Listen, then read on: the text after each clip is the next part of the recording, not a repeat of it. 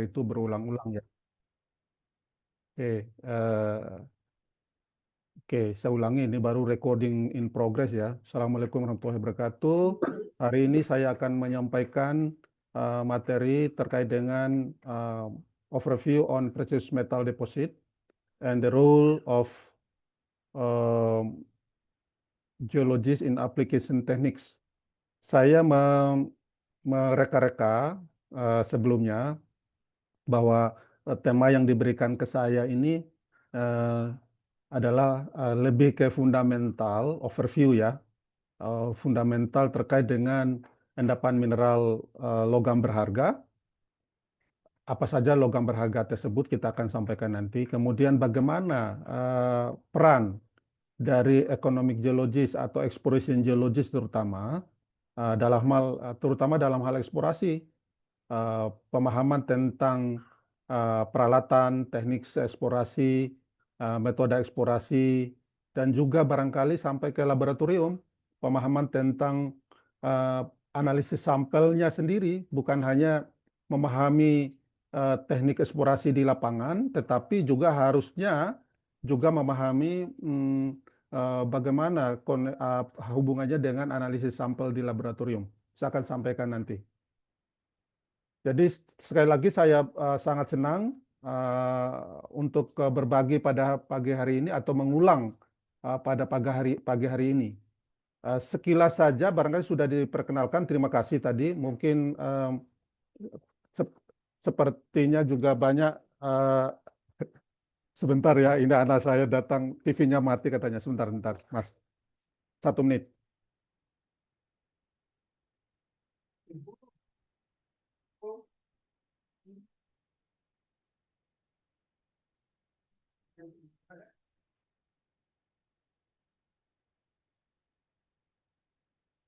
Oke, maaf. Oke, ada CV agak lengkap tadi. Mungkin alangkah baiknya kita juga mengenal lebih jauh. Untuk publikasi, banyak publikasi terakhir saya yang belum terekor tadi sampai tahun 2024. Dan mungkin publikasi itu lebih dilihat dari indeks ya, indeks Scopus maupun Web of Science. Untuk standar dikti itu standar 4 itu adalah standar tinggi ya untuk ke Scopus misalnya udah tinggi masuk kategori tinggi. Dan saya juga mereview eh, paper-paper di jurnal-jurnal bereputasi Q1 sampai Q3 itu sudah lebih dari 55 paper. Dan juga menulis buku ya, sekarang on progress beberapa buku ya, tapi memang macet. Kemudian saya membimbing mahasiswa S1, S2, S3 meluluskan 17 doktor. Ya, sayangnya belum profesor, mudah-mudahan tahun ini, mohon doa teman-teman. Kemudian di samping itu saya aktif di afiliasi organisasi internasional maupun nasional, pernah menjabat sekretaris jenderal MGI, sekarang juga masih diminta Mbak Ocha untuk mengurusi IJEC, Indonesian Journal of Economic Geology. Juga di internasional saya juga aktif di Society of Geology Applied for Mineral Deposit sebagai elected council member mewakili Asia maupun Asia Tenggara ya. Kemudian kolaborasi internasional cukup banyak dan tidak hanya terlibat di ya, akademik, tetapi saya juga sebagai panitia-panitia ad hoc di Kementerian SDM, termasuk menelurkan mineral kritis Kepmen SDM 26269 mineral kritis dan juga Kepmen SDM tentang mineral strategis, juga pernah terlibat di apa namanya perusahaan profesional ya di Indomura Kencana sebagai geology advisor, sambil jalan sebagai dosen saat itu, dan juga senior exploration technical advisor di KPC dan lain-lain. Dan tentu eh, saya dikenal dosen di UGM yang bukan lulusan UGM, itu saya dari Universitas Hasanuddin tentunya. Saya berbangga untuk itu dan mudah-mudahan bisa memberi kontribusi yang signifikan buat uh, UGM maupun negara dan umat. Oke, saya lanjut langsung saja. Terima kasih untuk mendengarkannya. Saya mulai dari hal yang sangat fundamental, yaitu apa yang kita sebut dengan sumber daya bumi. Kalau lebih luasnya lagi sumber daya alam, tetapi kita lebih fokus lagi ke georesources atau sumber daya bumi. Sumber daya bumi pada dasarnya terbagi tiga, itu sumber daya energi, sumber daya mineral, dan sumber daya lain-lain, di kategori lain-lain karena memang banyak di situ. Sumber daya energi itu kita tahu petroleum, konvensional energi ya, batu bara, uranium, dan geotermal. Walaupun uranium dan geotermal ini kalau kita lihat lebih dekat dengan karakteristik di mineral sebenarnya. Kemudian sumber daya mineral itu biji dan non biji atau kita sebut dengan mineral industri. Lalu kalau di minerba ya dibagi lagi batuan ya, dan ada batuan itu undang-undang minerba. Lalu miscellaneous resources itu kita masukkan dalam itu adalah sumber daya air, kemudian sekarang mungkin sumber daya geotourism ya, geopark dan sebagainya ya, seperti itu. Nah, perlu teman-teman menyadari bahwa sumber daya bumi ini sifatnya umumnya non renewable ya. Non renewable tidak dapat diperbaharui atau tidak dapat diperbaharui. Tidak tidak dapat diperbarui ya. Nah, kemudian khususnya mineral ya, batu bara, minyak dan gas bumi dan sebagainya, yaitu tidak dapat diperbaharui. Nah, kecuali beberapa ya sumber daya air ataupun geotermal, saya bukan ahli mereka, tetapi saya melihat memang cycle-nya itu lebih cepat ya untuk mengembalikan ya ketimbang mineral. Apa yang disebut dengan non-renewable resources di sini sebenarnya lebih ke time to origin much much longer than time to consume ya. Jadi waktu yang dibutuhkan untuk pembentukannya itu jauh lebih lama daripada waktu untuk mengkonsumsinya. Bayangkan, kita lihat di sebelah kanan itu bagaimana dari Hedenquist et al. Bagaimana time span pembentukan endapan porfiri di far southeast Lepanto, Filipina.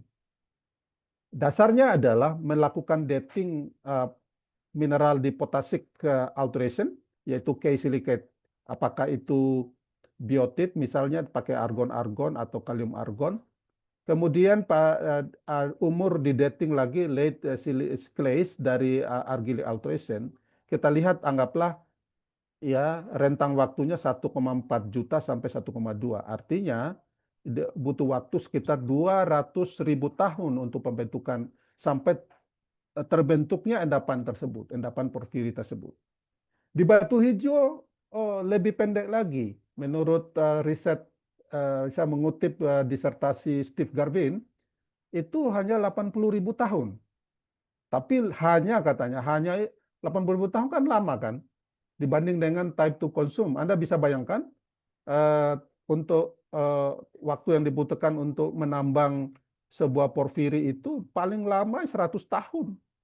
Batu hijau mungkin sebentar lagi udah selesai gitu. Ya, kalau tidak dikembangkan lagi deep ore-nya ya gitu.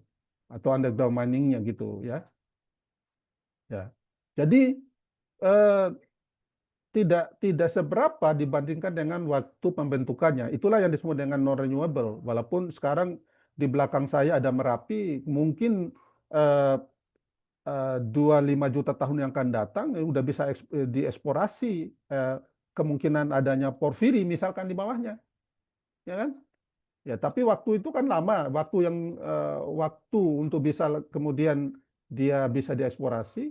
Walaupun sekarang endapan yang termuda kan ada di HUU, ya itu quarter ya, umurnya beberapa dating itu ya sekitar 0,5 juta tahun sampai 0,8 gitu, tidak sampai 1 juta tahun gitu. Jadi eh, itu yang termudah sekarang gitu ya di Indonesia ya seperti itu. Oke, kembali lagi ke dasar ya. Ini adalah klasifikasi endapan mineral, endapan biji. secara genetik. Anda bisa baca Paul, ya Wolfgang Paul, beliau dari Braunschweig University Jerman, ya, hampir menjadi supervisor saya waktu itu, tiba-tiba menolak karena mau pensiun. Akhirnya saya pindah ke Aachen, RWTH Aachen University. Ya, dia menulis buku 2011 seperti ini kira-kira kalau Anda baca gitu. Pertama adalah magmatic hydrothermal deposit, magmatic dan hydrothermal gitu. Ada gitu magmatic liquid deposit, tadi kristalisasi directly crystallize from magma, ya, kromium atau mungkin platinum, besi, titanium, nikel magmatic ya. Ada pegmatit, ya. Kemudian ada hydrothermal deposit, ya, ada VMS, ada skarn, ada porfiri, ada epithermal dan lain-lain. Yang kedua adalah digenetic hydrothermal deposit. Ini related dengan batuan sedimen, ya, digenetic proses. Ada Couvert-Sievert, ya, di Eropa, ya, ada Sedex, ya, salah satu di daerah itu, ada Mississippi Valley Type, ya, di daerah Mississippi, dan juga saya kira kemungkinan banyak kita bisa temukan di daerah lain di Indonesia juga, seperti di Sumatera. Saya pernah mereview paper. Kemudian ada metamorphic hydrothermal fluid, ini lebih ke orogenic gold deposit atau lode gold, atau metamorphic hosted gold deposit.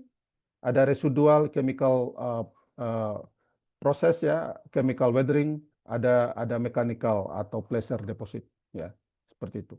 Lalu bagaimana dengan klasifikasi mineral komoditi? Nah, ini saya mengutip pengertian precious metal yang diberikan oleh panitia. Ini saya lebih merujuk ke Ivan 1993, yaitu berdasarkan komoditi. Dia membagi precious metal, ada non-ferrous metal, ada iron and ferroalloy metal, ada minor metal and related non-metal, dan terakhir adalah fissionable metal, itu yang radioaktif. Kalau kita lihat precious metal di sana hanya ada 3, yaitu emas, perak, dan platinum. Mungkin saya akan banyak berbicara tentang emas. Ada tembaga, tidak bisa dihindari, sebenarnya dia berasosiasi dengan perak dan tembaga yang umum. Dan platinum saya akan tidak bicara pada saat ini. Ya, nanti lain kali saya bisa bicara platinum, it's fine, nggak apa-apa. Nah, bagaimana dengan global dan Indonesia Gold Endowment? Jadi kalau di pemahaman Gold Endowment itu bisa past production, cadangan, dan kemudian juga sumber daya. Ataupun bisa jadi occurrences, ya, seperti itu. Saya pernah dengar dari Pak Adi Mariono, ya. Kalau secara global sebenarnya 43% itu dari placer, terutama dari Witwatersrand Basin South Africa. Lalu orogenic gold deposit yang kedua.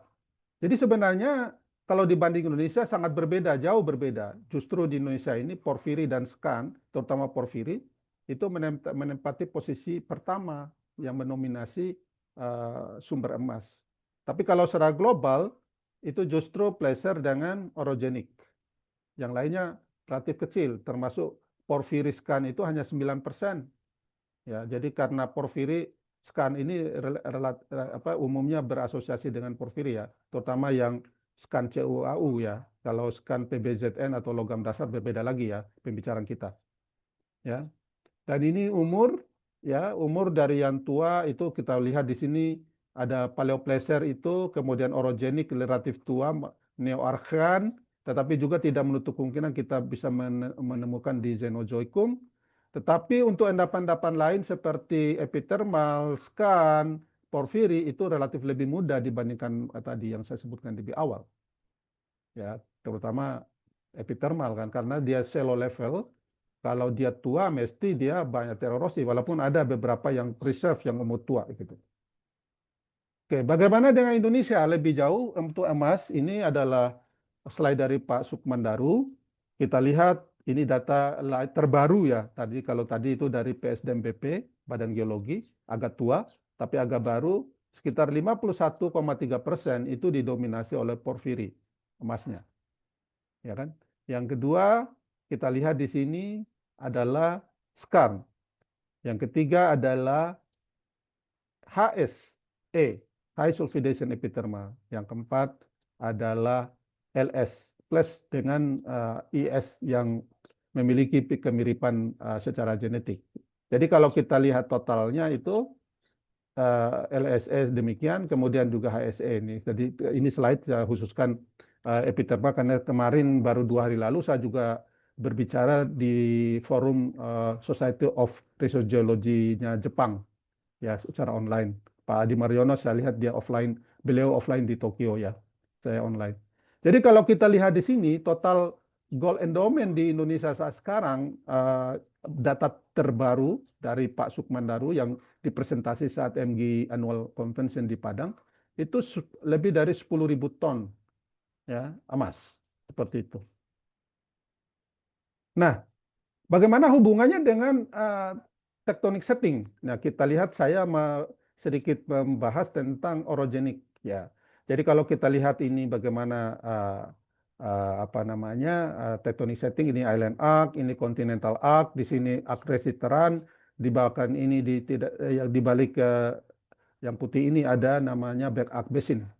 Nah, khusus ini saya lihat ada apa nama kita lihat di sini ada orogenic gold deposit pada sutur zone atau di akresisteran ya ini mesti kalau di sini terjadi metamorfisme regional karena ini tekanan dari sana dari sini ya biasanya apa namanya green cyst facies.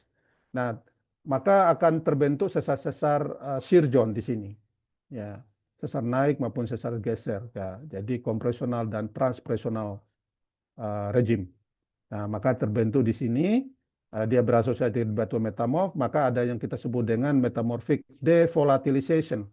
Ya, dari keluarnya larutan hidrotermal dari batuan metamorf dan masuk kepada zona shear zone tadi membentuk endapan orogenic gold deposit. Salah satu karakteristiknya adalah bahwa fluidanya akan kaya dengan karbon. Ya, seperti itu. Salah satu ya, tentu ada lagi yang lain. Ya. Saya tidak akan banyak berbicara terlalu jauh karena waktu saya berapa lama ini teman-teman panitia? Ya, nanti diingatin. Nah, kita lihat di sini bagaimana orogenic gold deposit karakteristik.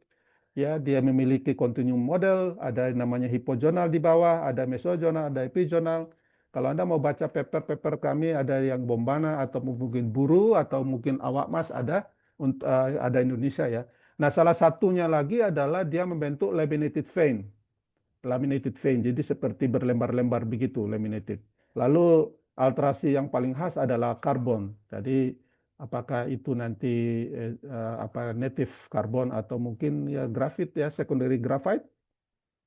Dan dicirikan hadirnya di inklusi fluida itu kandungan CO2. Secara petrografi kita bisa mendeteksi atau mengidentifikasi, tetapi jauh lebih baik lagi kalau kita pakai raman spektrometri ya untuk mendeteksi kandungan CO2 tadi. Nah, kemungkinan besar walaupun tidak selalu karena bisa jadi di beberapa kasus epithermal yang kemudian fluidanya melalui satu lapisan atau layer sedimen yang kaya karbon bisa ya. Kemudian ini ada asosiasi emasnya dengan pirit, pirhotit dan arsenopirit ya. Nah, jadi seperti itu kira-kira. Nah, kemudian untuk porfiri sistem NODAP saya kira teman-teman sudah lebih tahu. Ya, kita lihat di sini pada apa continental arc maupun pada island arc ya seperti itu. Nanti kita bisa diskusi lebih jauh apa perbedaan porfiri yang ada di island arc dengan di continental arc ya kita bisa diskusikan nanti. Nah, untuk jadi pada dasarnya di sini orogenik itu pada daerah kompresional transpresional environment. Sedangkan porfiri dan lain-lain itu asosiasinya ada SCAN, ada LSE, ada HSE, itu lebih ke extensional environment. Ya, seperti itu. Nah, ini adalah sistem dari Henry 2004. Bagaimana mineral system sebenarnya ya paling tidak terdiri dari 3 aspek. Ya, pertama adalah metal source, ada yang kedua adalah metal transport, kemudian yang ketiga adalah sistem trapping. Ya, seperti ini. Jadi ada sumber dari ini metalnya, kemudian ada sistem transportnya seperti apa, kemudian dia akan harusnya trapping, trap. Kalau nggak trap dia bablas gitu. Bablas bahasa Jawa apa? Bahasa Indonesia, yuk lolos gitu. Nah, seperti itu. Atau dia bisa di porfiri atau bisa di epithermal seperti itu. Nah, Saya menjelaskan sedikit tentang bagaimana sebenarnya subvulkanik hydrothermal system. Mungkin ada yang sudah hafal, ada yang belum. Oke, di sini ada subvulkanik system, di sini ada magma chamber, uh, kemudian magma chamber sebagai magma source-nya ya, naik membentuk satu intrusi, dan magma itu komponennya paling tidak ini, ya, ada silica melt, ada water liquid H2O, ada dissolved gases ya, gas yang terlarut, kemudian ada apa namanya, garam terlarut, ada ligan, ada metal. Nah, yang menjadi batuan beku itu adalah silica melt. Dia menjadi batu beku. Jadi dia crystallizing menjadi batuan beku. Ya. Kemudian kandungan nomor 2 sampai nomor 6 ini itu sebenarnya bisa dikandung oleh hydrothermal fluid. Jadi teman-teman semua, hydrothermal fluid exsolve ya keluar atau rilis dari tubuh intrusi itu ketika memulai cooling down dan crystallizing. Ya, saya katakan crystallizing. Istilah yang paling tepat adalah sedang mengkristal. Ya. Pada saat sedang mengkristal inilah terjadilah pelepasan dari hydrothermal fluid yang terdiri dari komponen-komponen ini. Nah, kalau tidak ada metalnya, maka dia hanya terjadi nanti manifestasi alterasi. Tetapi kalau ada metalnya, maka akan menjadi alteration and or mineralization. Ya, bisa tangkap ya, kira-kira. Jadi Anda bisa lihat, kadang-kadang alterasi tidak disertai dengan or mineralization. Ya, karena memang di fluidanya tidak ada metal. Gitu. Ya, hanya kita lihat alterasi tok gitu. Ya. Jadi hydrothermal fluid itu pada dasarnya memiliki paling tidak dua fasa, liquid and gas atau vapor, plus minus kompleks compound atau senyawa kompleks.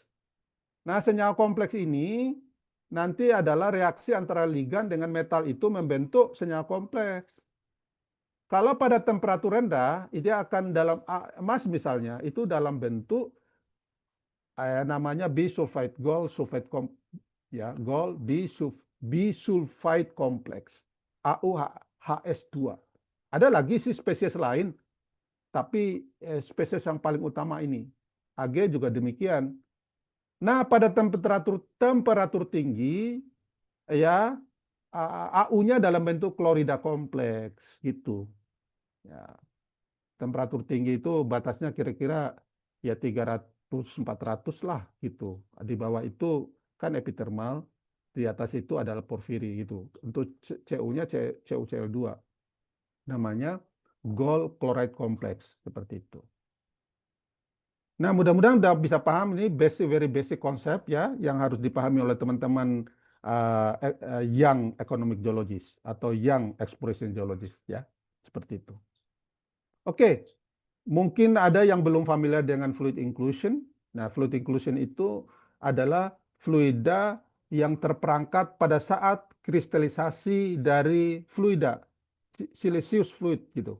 Jadi pada saat fluida itu mengkristal, dia tidak ada yang tidak sempat mengkristal gitu, terperangkaplah dia, trap fluid gitu. Nah, inilah kita pelajari kembali trap fluid itu bisa dari microthermometernya atau bisa dari komposisi kimianya gitu.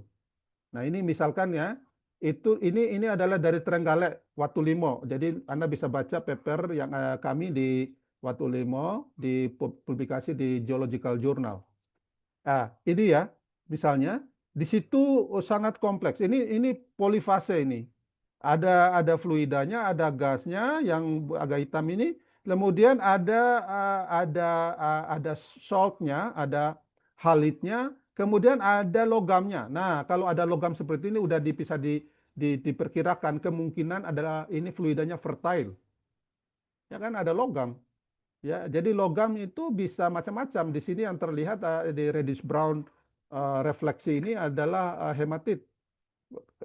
Kita bisa juga sih melihat dengan PIXA itu kehadiran misalnya kalkopiri dan sebagainya di dalam fluida ini. Kalau di timah pasti ada solid dari dari SN gitu ya, di dalam inklusi fluidanya yang primer ya, yang primer. Jadi endapan timah primer. Nah, ini ya plottingnya. Kemudian kita plotting di sini salinity, pressure, lalu plotting ini semua di sini kita ambil dari paling bawah minimum. Pressure-nya ada 25 sampai 30 megapascal. Ya. Dan kita bisa ekspresi di sini model Silito 2010.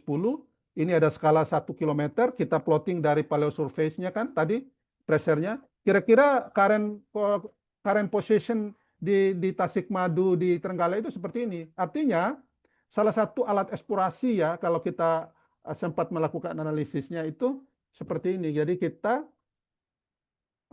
apa namanya ada di sini. Jadi berarti ini masih potensial kita temukan apa namanya high grade-nya di bawahnya karena uh, uh, yang pinkish itu adalah potassium alteration yang mostly associated with high grade copper and gold, walaupun tidak selalu ya seperti di Tumpang Pitu atau Tujuh Bukit ini agak-agak berbeda ya karakteristiknya. Oke. Ya, fluida, fluida itu pada dasarnya itu, pada awalnya itu, pada awalnya itu adalah monophase. Ya. Oh, ibu nggak mau kasih hadiah pelatin ini nggak? Masya Allah, 2 orang datang mau digendong. Ah, ya, nih. Iya Ya, pelatin. sebentar ya, ayah kasih seminar dulu. Itulah Baik, keluarga bahagia, Pak Alif. betul sekali. Mohon maaf ya rekan-rekan semua. Ini di rumahnya beginilah kalau acaranya di rumah kan. Ya, Iya, saya harus ngomong anak-anak saya juga, tapi nggak apa-apa. Saya senang share sambil main. iya. Ya, oke, baik. Saya lanjut. Anda perhatikan di sini kedalamannya 6. Jadi rata-rata kedalaman intrusi di porfiri itu sekitar segitu, 5 sampai 10 kilometer. Ya, jadi di sini mahmanya naiklah dia fluida itu. Sebenarnya awalnya dia monophase.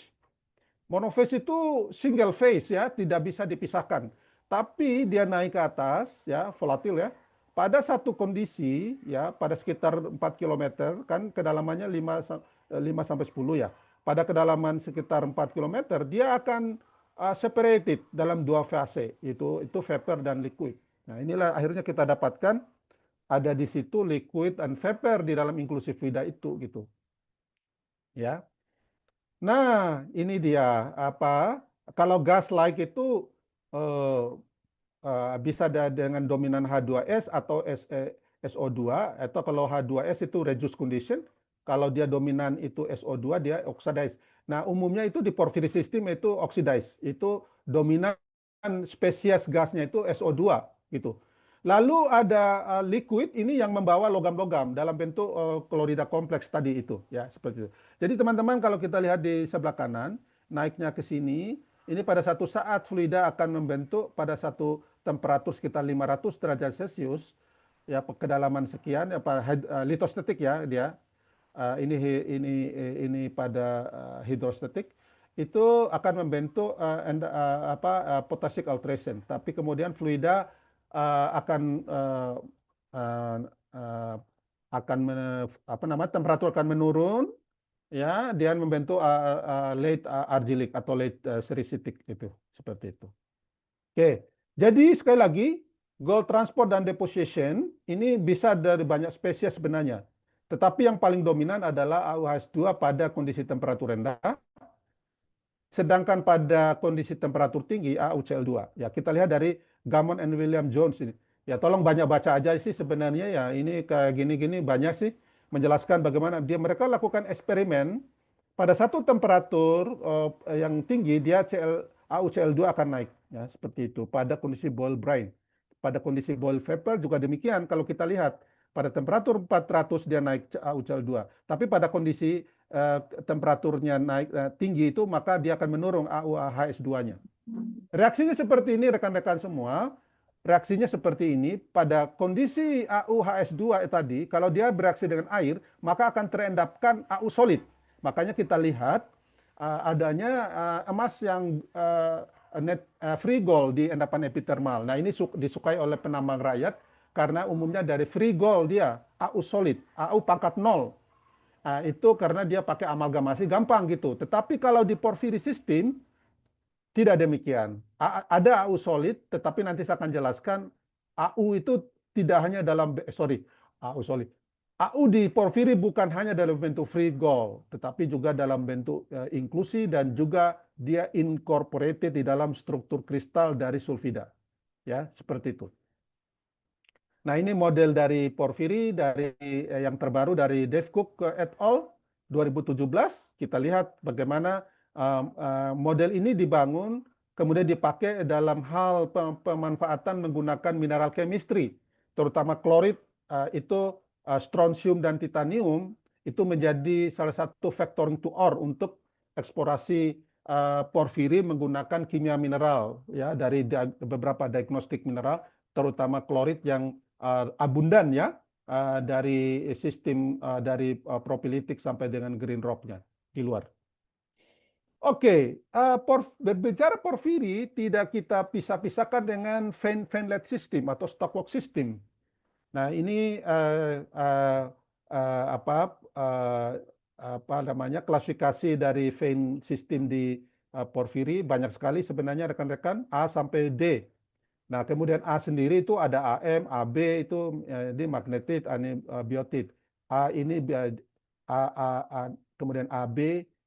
Banyak ini karakteristiknya. Saya tidak akan menjelaskan terlalu karena habis ini 1 jam sendiri saya bisa jelaskan ini, ya, karena sangat kompleks sebenarnya. Pembentukannya seperti ini. Jadi dia self fracturing. Ini ada zona carapace-nya namanya, ya, tudungnya itu. Kemudian di sini ada self fracturing akibat intrusi, maka fluida berikutnya akan mengisi self fracturing ini membentuk urat-urat yang tadi itu. Nah, ini salah satu di Batu Hijau koleksi saya sendiri. Ini ada tipe A, A, B, dan semacam-macam lah ini. Cross cutting relationship sangat penting di sini dipelajari. Di Trenggalek juga demikian. Kita lihat di sini kadang-kadang C vein tidak teramati di hand specimen, tapi kita bisa amati di dalam apa namanya mikroskop, ya. Seperti itu, kehadiran typical high temperature sulfide seperti bornite dan sebagainya terlihat dengan jelas. Oke, Batu Hijau. Nah, ini tadi yang saya singgung bahwa ada 3 jenis, ada 3 perilaku atau 3 gold deportment dari emas, deportment dari emas secara umum. Ini contoh kasus di Batu Hijau. Nah, kita lihat seperti cangkang begini, vein abundansinya, kemudian ini ada bagaimana gold grade-nya. Lalu ini adalah free gold. Free gold, yang dimaksud dengan free gold ini, dia menempati di kristal banderi dari kuarsa misalkan. Ini dari Mas Johan Arif 2002, dari tesis beliau di Tasmania, di ini James Cook University Australia. Jadi ini dia ada batas kristal dari kuarsa, lalu dia sebagai inklusi di dalam sulfida, di sini di dalam chalcopyrite. Ini ini bornite, ya, bornite. Lalu yang ketiga adalah dia berada dalam struktur kristal dari sulfida. Contoh, di dalam bornite maupun di dalam chalcopyrite yang paling umum di porfiri. Itu kalau kita tembak dengan laser ablation misalkan, contoh yang dilakukan oleh Mas Johan Arif ini, terlihat ini bagaimana berapa ppm emas di dalam chalcopyrite yang warna segitiga ini, LHCP Johan Arif. Ini di dalam bornite lebih tinggi, ya, sekitar berapa ini, antara 1 sampai 10, mungkin 5 ppm ya di emas, ya, di dalam sulfida. Ya kan, kalau kita lihat kan CuFeS2 kan tidak ada emas di dalamnya kalau dari formulanya, tetapi dia mensubstitusi tembaga, ya, Cu-nya, ya, seperti itu. Oke, saya lanjut ke LSE. LSE ada 4 setting tektonik, ya, loss of oxidation epithermal. Ada di island arc, ada di continental arc, dan ada di basin. Atau bisa jadi sih di basin yang lain seperti 4A basin juga boleh sih sebenarnya sih, ya. Jadi, dan yang keempat ternyata juga bisa terbentuk pada sutur zone. Jadi ada 4 settingnya, ya, seperti itu. Nah, jadi peta ini global dari White 2022 memperlihatkan bagaimana sebarannya, ya. Tetapi kalau dari sutur zone itu tidak terekor dengan baik di peta ini saya kira. Tapi nanti saya jelaskan sedikit. Nah, model yang terkenal Buchanan 1981 sudah sangat tua, ya ini yang dijadikan acuan sampai sekarang, walaupun tua. Ya, jadi paling tidak ada 3 zona, ada chalcedonic, ada cruciform coliform, ada kristalin. Ini seperti ini chalcedonic, coliform cruciform, ini yang warna hitam ini abu-abu ini biasanya sulfida. Lalu yang zone crystalline di sini yang lebih bawah. Nah, biasanya emas berada di zona ini, pada zona tengah ini yang menunjukkan kondisi boiling ya di situ. Kondisi boiling hadirnya misalnya salah satunya hadirnya cruciform coliform ini, lalu bladed atau cockade ya. Dari sisi mineralogi hadirnya adularia misalkan menunjukkan kondisi boiling yang biasanya kaya akan emas. Di sini kita lihat garisnya itu solid. Kalau yang putus-putus berarti emasnya sedikit ya. Di bawah justru ini di sini muncul logam dasarnya ya. Di atas ini Hg, SbAs yang mungkin lebih shallow ya kalau kita lihat ya seperti itu. Ini saya tidak perlu jelaskan, saya loncat. Ini bagaimana sangat dipengaruhi tekstur atau struktur dari urat itu sangat dipengaruhi oleh space yang tersedia. Misalnya ada masif, ada swamp, ada stockwalk. Nah, contohnya di ini adalah vein swamp, ya seperti ini. Ada stockwalk di Golden Cross, New Zealand. Ya, mungkin yang massive atau dia cruciform bandit ya, itu pongkor maupun mungkin hisikari atau mungkin di Gosowong dan sebagainya ya, seperti itu. Nah, kemudian ini saya sedikit menjelaskan di Sutur Zone. Sutur Zone salah satu yang terbentuk di Poboya. Poboya itu sekitar 25 km dari kota Palu, northeast.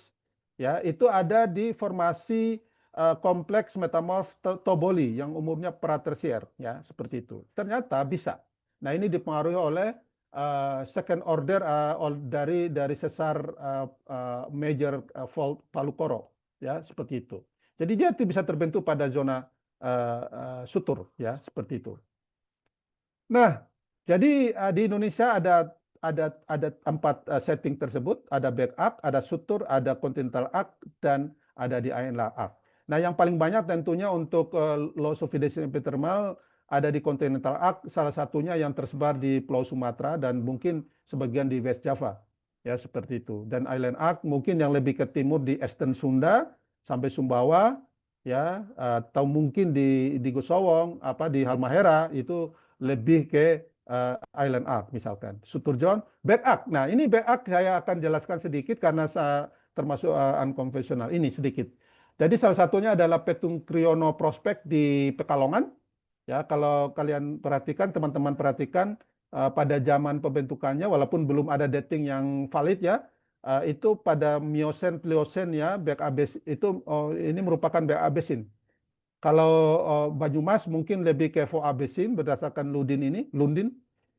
Teman-teman di petroleum geologi itu mesti lebih kuasai dari saya ya. Jadi back abesin bukan hanya tempat eksplorasi petroleum atau gas sekarang, tetapi juga bisa menjadi domain untuk pembentukan epithermal ya. Ini ya di Petung Kriono di sini nomor 3 ya, yang kita sebut dengan hot spring type ya, yang ada di back abesin ya. Di lainnya ada juga di Bogor True termasuk di Bayadom dan di sini di mungkin di Continental Arc atau mungkin intinya di Southern Mountain ya.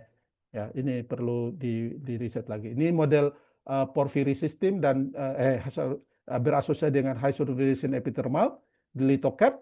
Ya, lithocap itu adalah satu massa batuan yang luas, yang tebal, yang volumenya besar, yang bisa jadi berasosiasi dengan HSE, bisa jadi tidak. Salah satu lithocap yang tidak berasosiasi itu mungkin relatif barren adalah di HUU misalkan. Tetapi ada beberapa lithocap yang high sulfidation epithermal, misalkan yang ada di Tujuh Bukit, itu bisa kita kategori itu ya, tapi dia sebagai endapan mineral HSE gitu seperti itu. Tapi tidak selalu adanya HSE itu berasosiasi dengan porfiri. Contoh martabe sampai saat sekarang belum. Ya, mungkin nanti tolong dikoreksi kalau ada teman-teman yang lebih paham.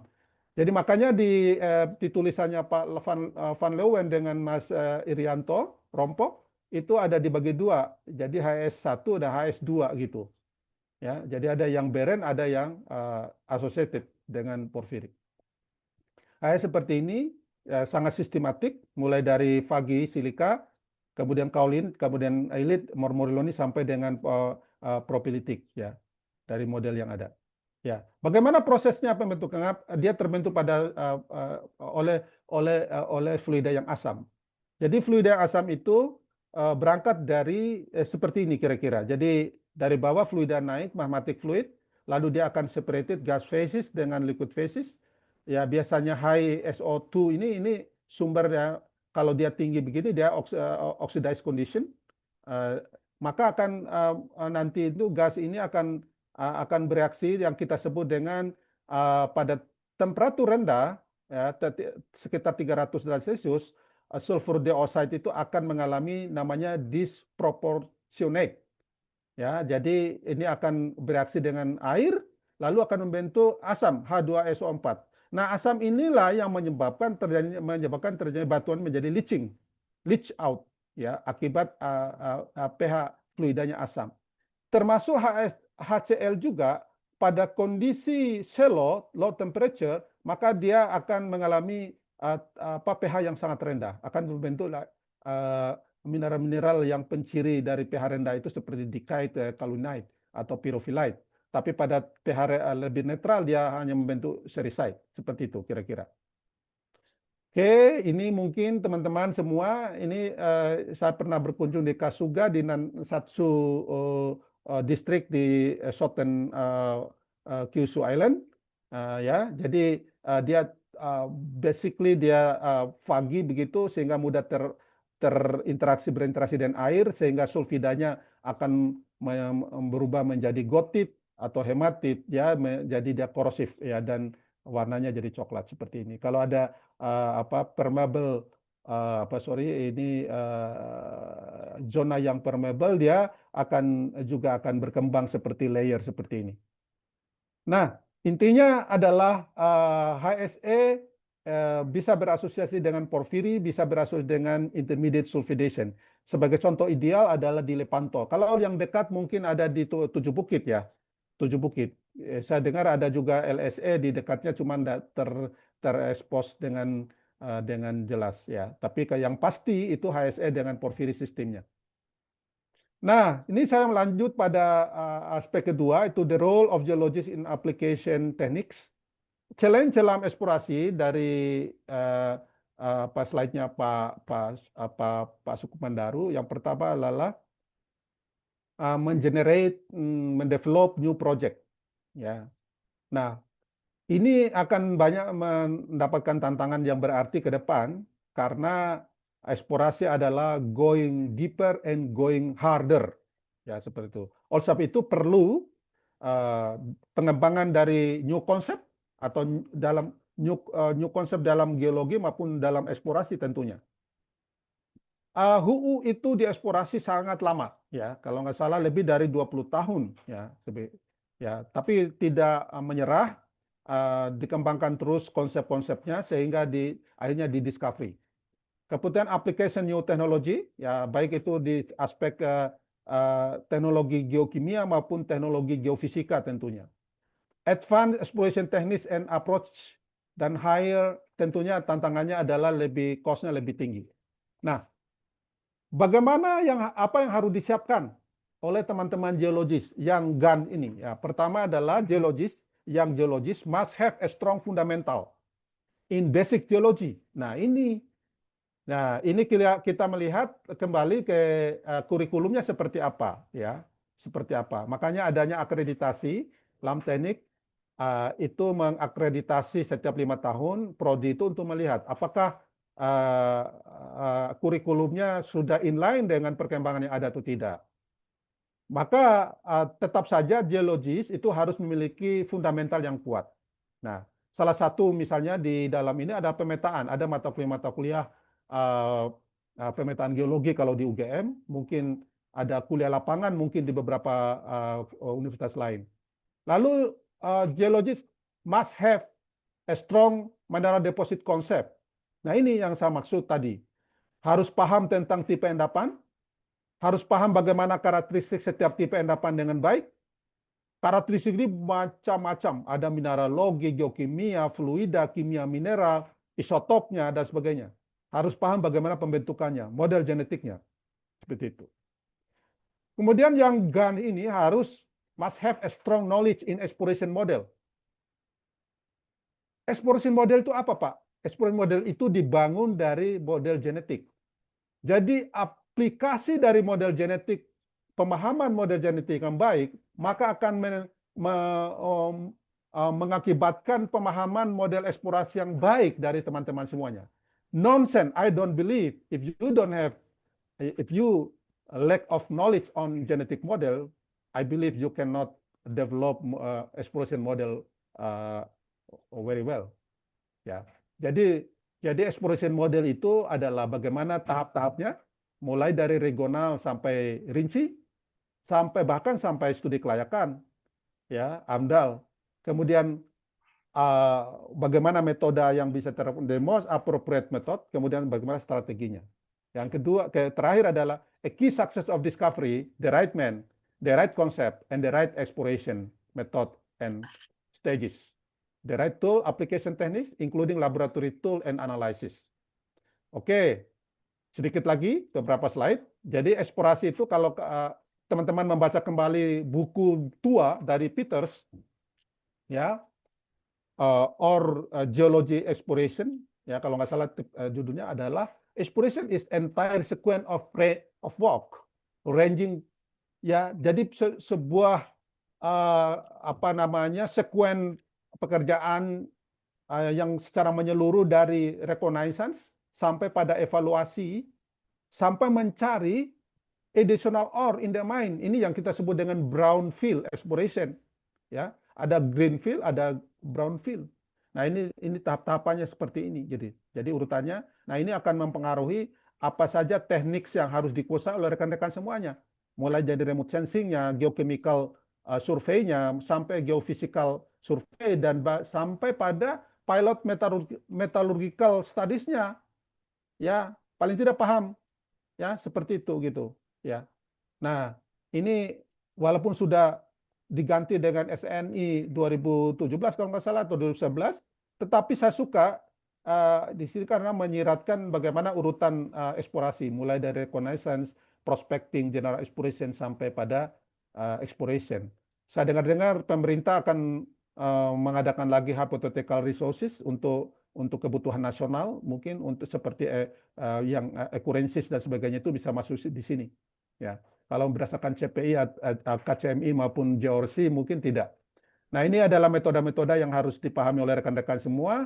Geofisika, ada geokimia, dan ada geologi, ya, directly exploration. Nah, ada geofisika ini macam-macam, ya. Nah, which one the most appropriate to be applied itu very depend on tipe dan karakteristik endapannya, seperti itu. Seperti contoh untuk sistem porfiri misalkan, yang paling sering dipakai adalah aeromagnetic atau mungkin ground magnetic, mungkin kemudian mungkin IP, ya, induced polarization, ya, dan sebagainya. Nah, untuk geokimia demikian juga, nanti apa saja yang harus diterapkan. Mungkin saya tidak jelaskan ini. Intinya what need to be done is the right equipment and the right people. Ini gambar-gambar ini saya kira teman-teman sudah paham. Ada ASD, ya, analytical spectra devices yang sering dipakai untuk alterasi di endapan-endapan hidrotermal, ya, sangat powerful. Ada core scan mungkin yang biasa dipakai dulu di Tumpang Tujuh Bukit, di BSI misalkan, dan macam-macam, ya, seperti itu. Nah, ini saya tidak kurangnya di 1-2 slide lagi. Various laboratory analysis yang perlu dipahami, pertama adalah mineralogi. Mineralogi ini adalah petrografi, ini untuk batuan dan juga alter rock, ada ore mikroskopi, ya, untuk biji, ada SEM, scanning electron microscope, ada micro SRF. Jadi jangan salah paham, micro SRF itu bukan untuk bulk geochemistry, tetapi ini untuk kimia, untuk mineralogi dan kimia mineral sebenarnya, yang dikembangkan sekarang banyak, ya. Kemudian XRD, ya, XRD ada yang bulk, ada yang heated, ada yang glycol. Ya, tergantung kebutuhan kita. Kalau untuk mengetahui spesies mineral clay-nya bisa sampai glikol dan hitit misalkan. Bisa kualitatif, bisa kuantitatif, ya seperti itu. Bisa. Berapa persen mineralnya? Ya bisa kita analisis dengan software tertentu. Kemudian bulk chemistry ada XRF, ICP-MS, ada ICP-OS dan seterusnya, ada FAR assay. FA ini umum diterapkan untuk emas saja, ya atau mungkin untuk platinum, ya. Kemudian yang lain untuk major elemen XRF dan beberapa minor elemen dan ICP-MS biasanya ditujukan untuk transition metals, ya CU, PBC dan seterusnya sampai pada REE, ya ini, ya seperti itu. Yang paling bagus adalah ICP-MS untuk geokimia dan lebih mahal. Dan kimia mineral ada SEM EDS, EPMA dan yang paling bagus LACPM tentunya, tapi ini sangat mahal. EPMA ada di Indonesia sudah ada, tapi tapi LACPM belum ada satu pun di Indonesia. Menyedihkan, ya. Tolong dicatat, menyedihkan. Kemudian fluid microthermometry ini kita bisa analisis pakai freezing and heating stage namanya. Mereknya Lincam, yang satu-satunya merek yang masih ada sekarang. Dulu ada namanya USGS, saya punya di kampus di UGM, tetapi belum di fill up, pemberian dari profesor saya. Kemudian ada Kameka dari Prancis dulu, tapi sudah bangkrut. Ya, maka saya coret. Fluid composition bisa dengan Raman spektrometri, ada di PSDM-BP, ada Kraslic, tidak ada di Indonesia, ada LACPM, tidak ada di Indonesia. Kraslic ini untuk halogen, ya, saya pernah analisis beberapa di Leeuwen di Austria. Kemudian ada isotop geochemistry, ya, ada isotop stabil dan isotop radiogenik untuk dating. Lalu pengetahuan tentang geometalurgi juga perlu, barangkali ada ChemScan, ada MLA, ya, Mineral Liberation Analyzer. Ini contoh untuk EPMA, ya, ketika saya masih energik waktu itu, sekarang juga masih EPMA, RWTH University. Bagaimana prinsipnya EPMA misalkan sebagai contoh aja.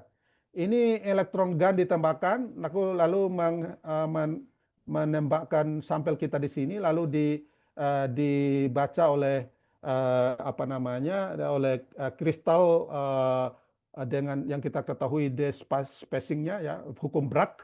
Lalu dipantulkan ke detektor. Detektor ini akan membaca jenis mineralnya apa gitu nanti di situ.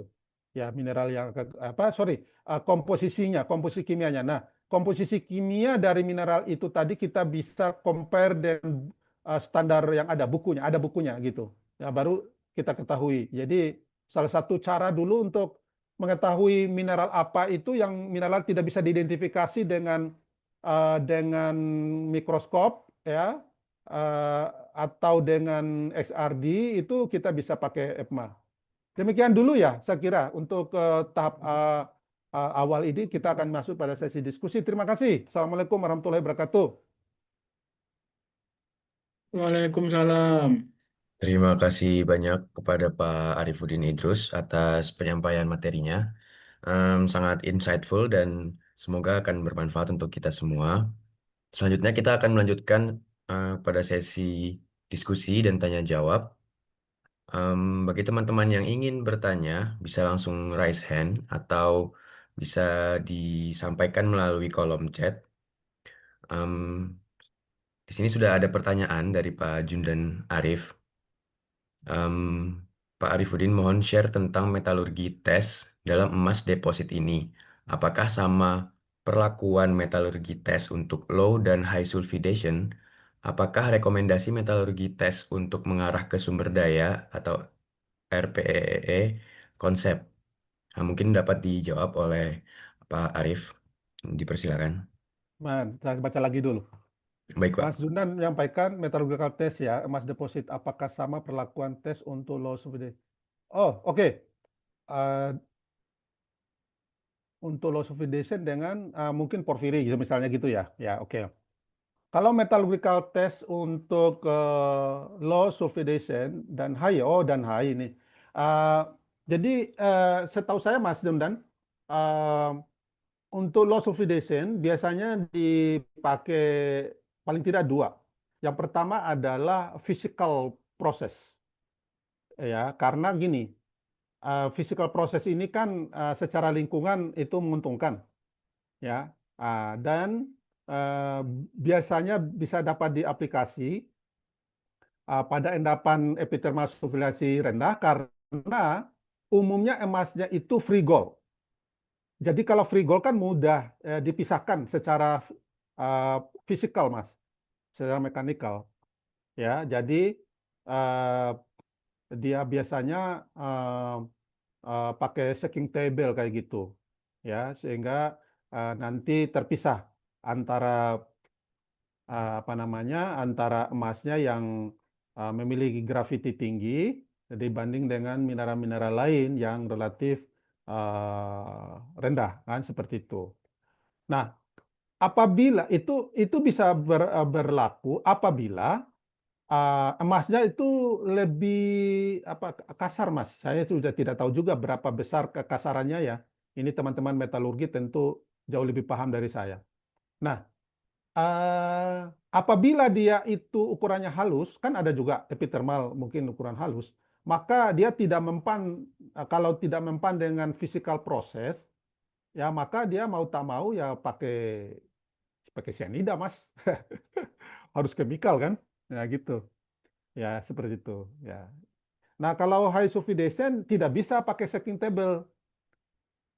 Setahu saya tidak ada yang metallurgical testnya itu pakai shaking table karena halus dia, halus itu umumnya halus. Maka dia memakai langsung cyanida itu. Nah kita tahu bersama bahwa untuk tipe HSE ini banyak mengaplikasikan heap leach kan. Nah, karena dia pakai natrium cyanida gitu, dialirkan nanti dia akan melindih emas itu dan menjadi liquid begitu, lalu ditampung di namanya pregnant pool, apa namanya, kolam yang hamil dengan emas gitu. Nah, lalu nanti ditangkap lagi pakai carbon enrich ya, di instalasi tertentu. Mungkin kalau yang sangat ideal itu kita lihat di Tujuh Bukit ya. Saya beberapa kali mengunjungi heap leaching-nya itu, tetapi belum sampai-sampai ke ini, ke carbon leach-nya itu kayaknya belum bisa diizinkan. Ya, jadi tapi dialirkan ke sana. Jadi pregnant solution namanya. Pregnant solution bukan pregnant liquid ya, pregnant solution namanya gitu.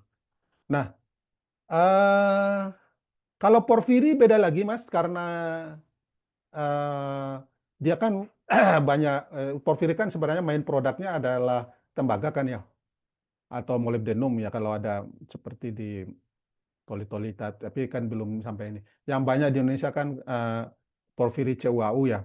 Nah, ini memakai flotasi kan dia karena untuk menangkap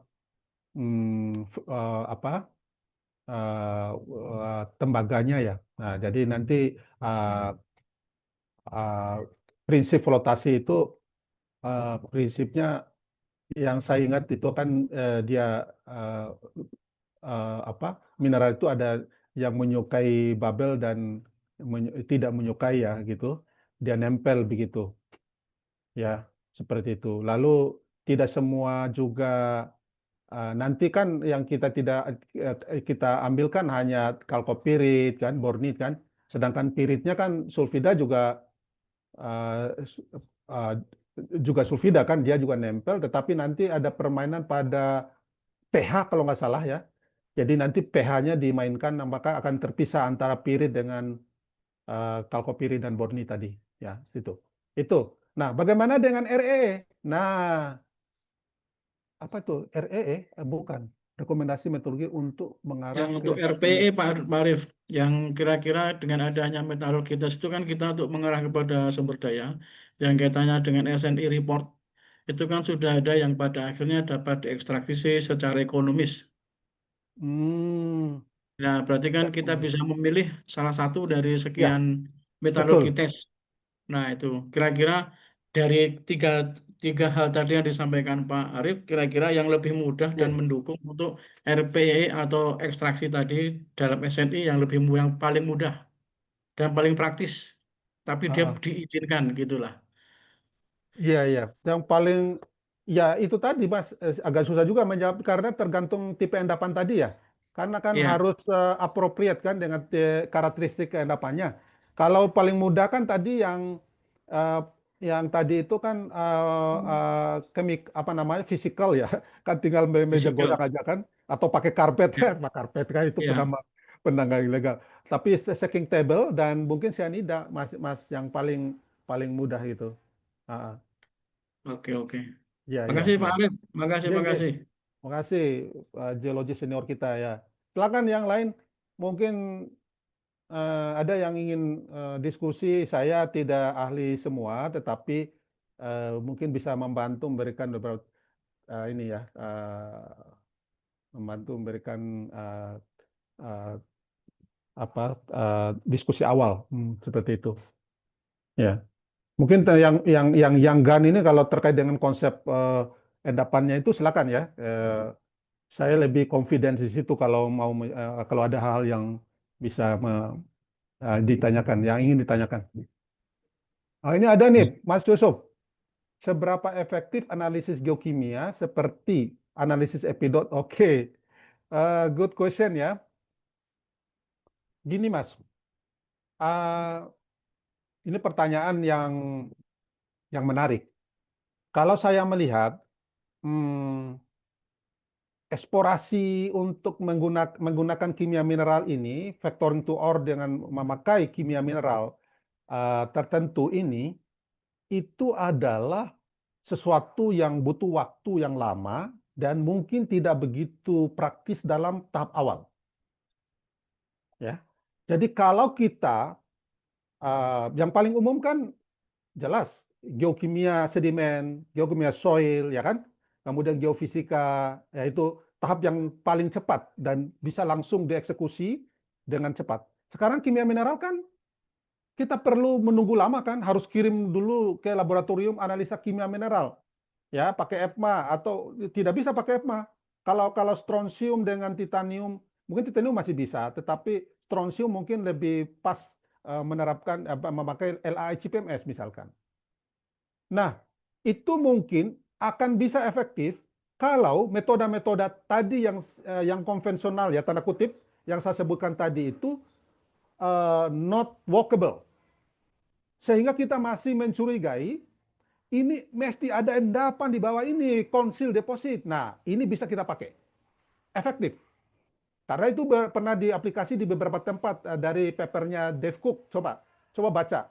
Ya, Peter Holling, Dave Cook, dan sebagainya itu sudah banyak melakukan apa namanya riset mengenai ini dan beberapa kasus itu efektif untuk factoring to ore, untuk conceal deposit ya, itu.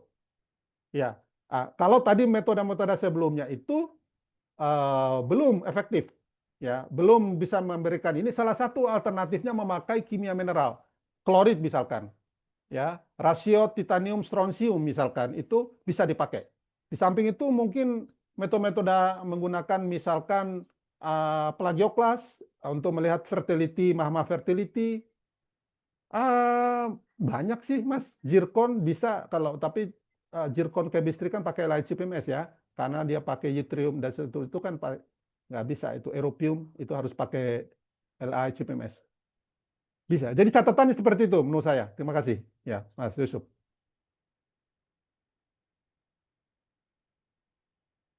Sekarang yang lain raise your hand, silakan. Muhammad Afandi. Muhammad Afandi ingin bertanya, bagaimana penerapan konsep tentang mama fertility untuk eksplorasi logam mulia? Oh, baru saya singgung ya. Bagaimana tipe dan apa itu? Bisa panitia baca. Dan komponen mahma yang bisa dijadikan patokan untuk Komposisi, Pak.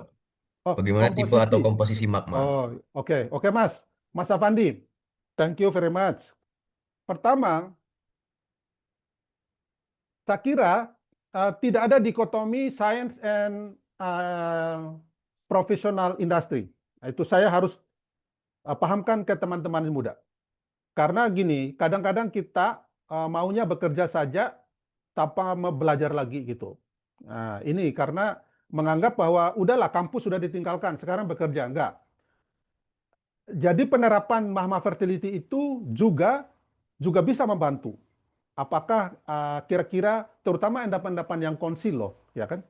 Salah satu itu ada Mahma Fertility tadi saya sempat singgung, memakai kimia atau geokimia ya, geokimia batuan ya dari intrusinya.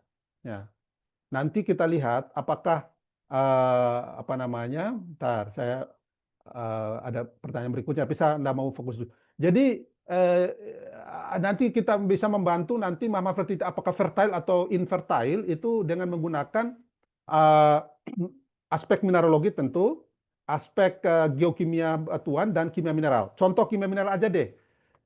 Kimia mineral dari zirkon pakai LiCPMS tadi itu bisa memplotting dengan jelas ya nanti apakah intrusi tersebut bisa berpotensi membawa mineralisasi porfiri misalkan atau tidak, ya kan? Kan yang relate langsung dengan porfiri kan intrusi kan ya, intrusi kan langsung ke porfiri kan ya. Kalau logam mulia ke epithermal kan itu the second thing.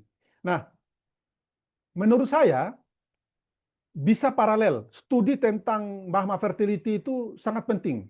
Kalau ada duitnya, masalahnya kan banyak perusahaan yang enggan melakukannya, tapi beberapa perusahaan-perusahaan besar itu mereka sangat apa namanya suka gitu untuk studi tentang fertility ini dalam untuk memperkuat eksplorasi ini. Yang kedua, bagaimana tipe ya tentu saja oxidized mahma Mas, ya kan?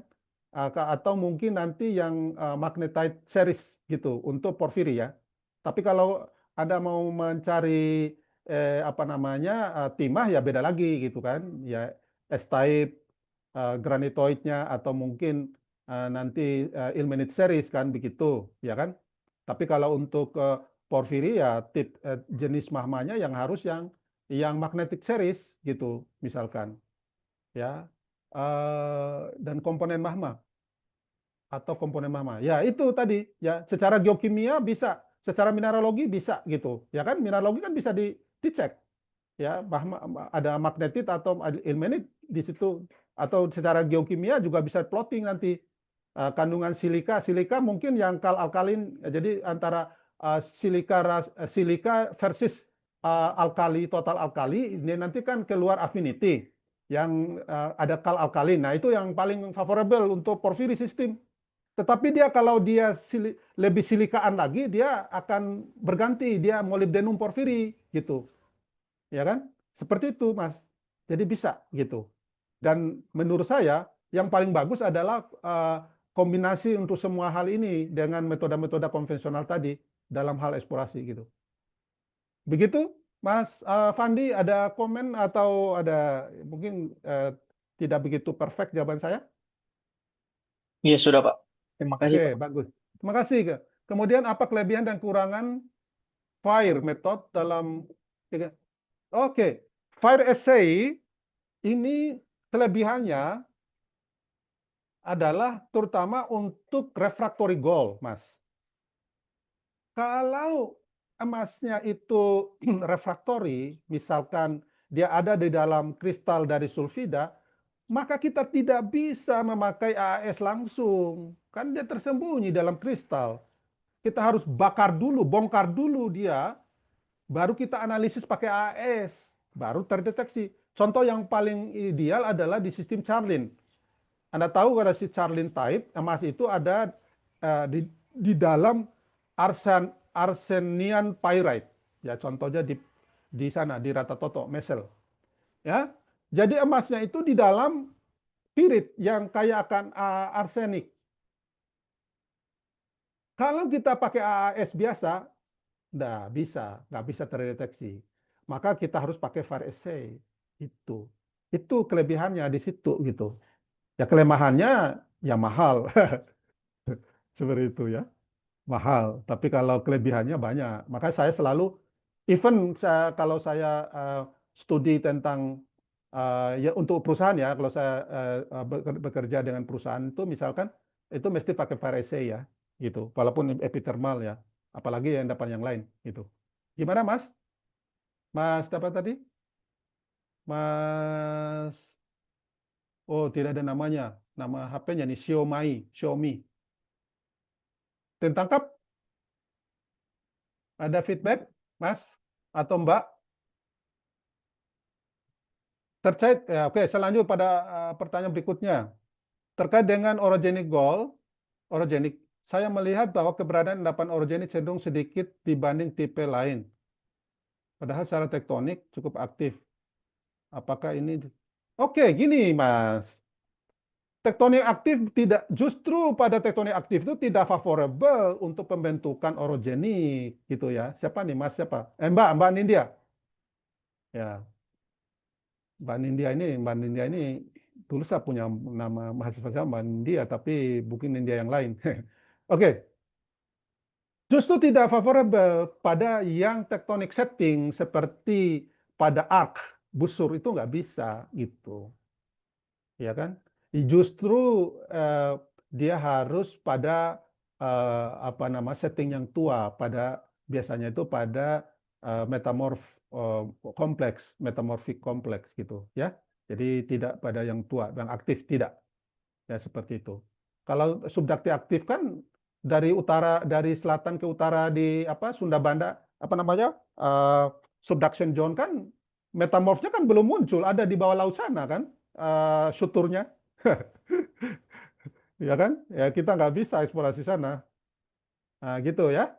Bisa nangkap ya? Ya, jadi justru bukan pada tektonik aktif. Justru kita ini kaya dengan porfirit skan, kemudian epithermal karena kita pada tektonik muda gitu. Ya, kalau tektonik tua seperti Kreton ya di Afrika, Rusia atau Australia itu justru dia favorable. Makanya di Western Australia di Yilgarn Kreton itu kaya dengan orogenik gitu. Ya. Ya, umurnya bilion bukan miliar lagi. Bukan jutaan tapi miliar tahun gitu ya. Nah, gitu rata-rata. Oke. Tertangkap ya? Nindya ya?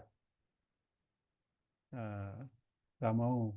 Sudah, kalau nggak diam berarti udah puas gitu ya. Berikutnya Mas Hairul Fajri. Pak, ini sedikit berbeda dengan topik sekarang. Cuma saya mau tanya tentang ketetapan RE pada asosiasi endapan porfiri dan epithermal, karakteristik dan bagaimana pengembangan studi dari eksplorasi RE. Oke, very good question ya, enggak apa-apa. Jadi gini, REE umumnya dia related dengan batuan ultramafic dan mafic sebenarnya, yang paling umum ya. Makanya kita temukan misalnya ya salah saya ralat. Tidak selalu ya. Ya, REE ya, REE itu umumnya ya pada ya kalau kita lihat REE yang paling banyak di Indonesia itu kan di Bangka Belitung di asosiasi dengan monasit, xenotim atau zirkon misalkan ya. Yaitu asam ya, jelas-jelas sorry saya larat tadi. Yang kemudian yang kedua adang formation di Sulawesi Barat juga relatif asam ya atau intermediate kan begitu. Nah, tapi pada porfiri itu tidak umum atau epithermal tidak umum, tetapi yes. Karena dia volume besar ya, bisa jadi dia ekonomis. Bisa. Karena volumenya yang besar gitu. Tapi kalau dari kadar dia relatif rendah ketimbang misalnya dari setting yang tadi itu misalnya di Bangka Belitung misalkan. Ya. Jelas lebih rendah dia sebenarnya. Ya. Cuman karena dia memiliki nilai harga yang mahal, kemudian dia huge volume, maka mungkin kayak Freeport itu kalau nggak salah di smelternya juga mungkin berpikir untuk itu. Kalau di Batu Hijau dia mengambil itu bukan RE ya, tetapi dia selenium misalkan. Selenium itu ada dalam sulfida gitu. Tapi sejauh ini kajian tentang RE di porfiri itu masih sebatas kajian di akademik. Belum ada ya ngambil ya oke, saya ralat. Di Freeport ngambil PGM deng bukan RE-nya ya, bukan.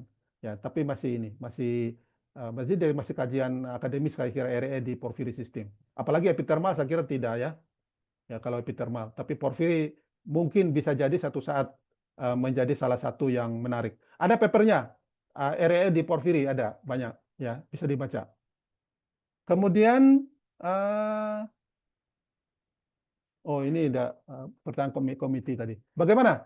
Mas Hairul saya kira tidak ini ya, tidak begitu memuaskan. Tetapi setahu saya RE masih di tataran studi di atas meja ya. Belum ada yang komersial. Tetapi ada ya. Kapan dia ekonomis tentu kita lihat nanti banyak faktor ya, termasuk mungkin harganya nanti ya.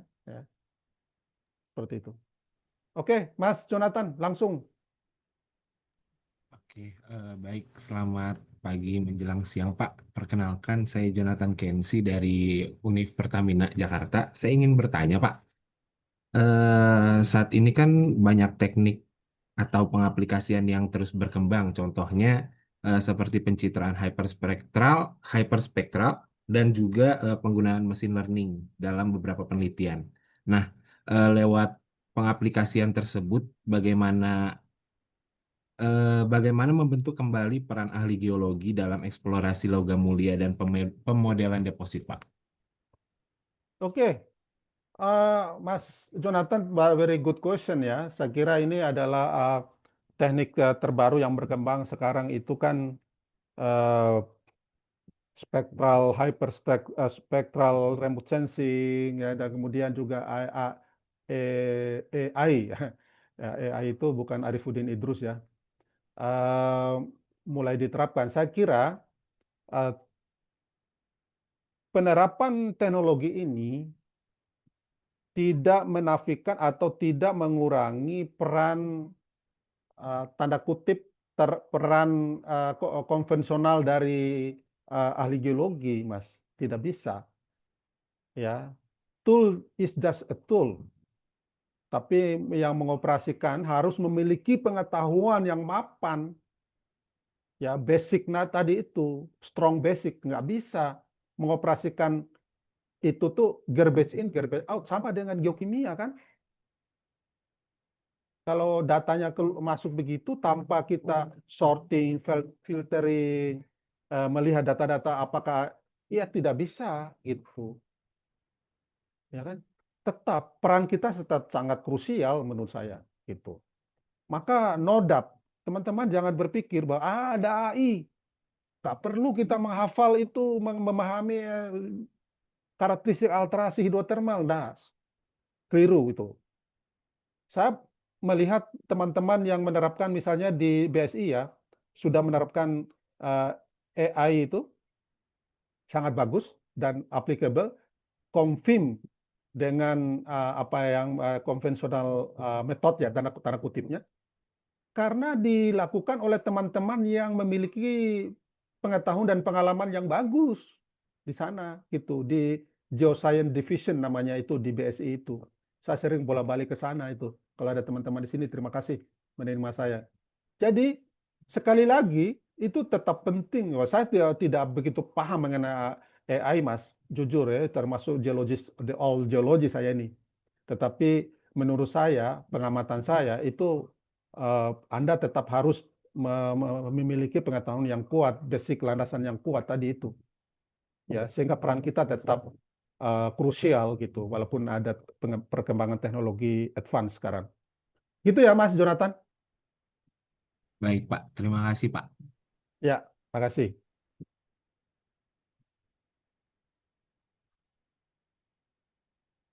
Silakan. Kalau masih ada, silakan. Di kolom chat ada yang bertanya Pak Oh, dari Anggi sorry. Siregar. Bentar, saya buka dulu ya.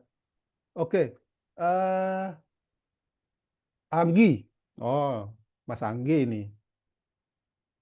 Apakah ada beda antara zona alterasi intrusi pertama dengan intrusi selanjutnya dalam tipe jika kita ambil klorid di zona propilitik dan klorid proximity analysis, apakah bisa dipastikan itu dari alterasi yang oke Mas, terima kasih. bagaimana membedakan eh, alterasi pada yang diakibatkan intrusi pertama. Karena gini, teman-teman, begini dasar pertanyaannya. Bahwa pada satu sistem porfiri itu paling tidak ada 2 atau 3 series intrusion. Misalnya di batu hijau itu ada all tonalite, ada intermediate tonalite, and young tonalite. Walaupun pada petanya hanya 2, ya, karena sulit mengidentifikasi distribusi secara spasialnya. Tetapi cross-cutting relationship-nya jelas sekali ada 3. Ya, dalam penggambarannya disatuin antara all dan intermediate-nya gitu. Nah, bagaimana kita beda-bedakan? Itu sulit. Sulit sekali. Yang jelas, hanya kita melihat ada overprinting sistemnya. Jelas kan? Overprinting system. Ya, misalkan kalau dia alterasi pertama tadi itu bisa berasosiasi dengan tonality itu bisa ada potasik misalkan, ya, all ataupun intermediate, tapi kemudian akibat intrusi kedua bisa jadi dia mendestroy, merusak mineral-mineral yang sudah ada. Misalkan di batu hijau itu ada secondary biotite, misalkan itu bisa digantikan atau berubah menjadi klorid misalkan gitu. Bisa gitu. Walaupun tidak selalu kan bisa jadi itu adalah systematic change dari temperatur, perubahan temperatur dari center ke periferal, itu juga bisa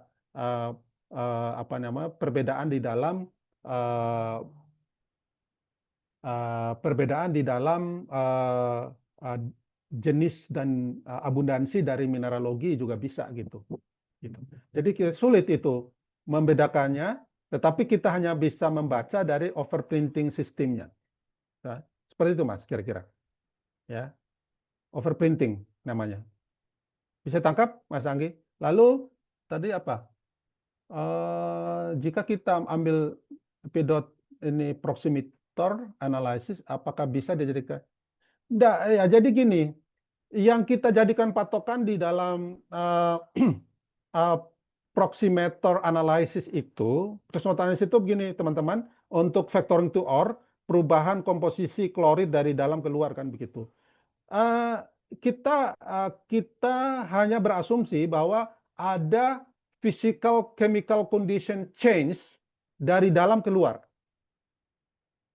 Ya, jadi klorid yang terbentuk di dalam itu mungkin temperaturnya akan lebih tinggi sejauh masih pada kondisi stabilnya dibanding dengan klorid yang ada di luar misalkan. Kondisi ini yang menyebabkan ada systematic change di dalam trace elemen tadi, misalkan strontium dan titaniumnya. Dan ini bisa dijadikan asumsi nanti itu untuk vectoring to OR. Nah, seperti itu kira-kira, Mas Anggi. Ya. Saya tangkap, Mas Anggi, ada feedback?